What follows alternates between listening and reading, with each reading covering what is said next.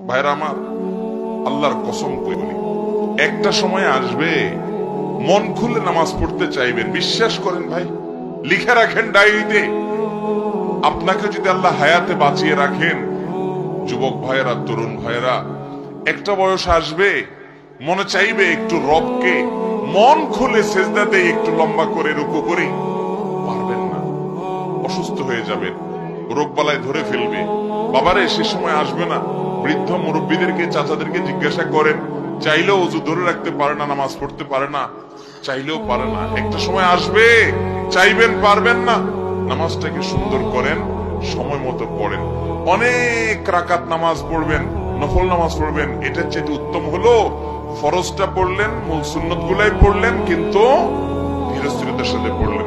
10 রাকাত তাড়াহুড়ো করে পড়ার চাইতে 2 রাকাত আস্তে আস্তে পড়া অনেক বেশি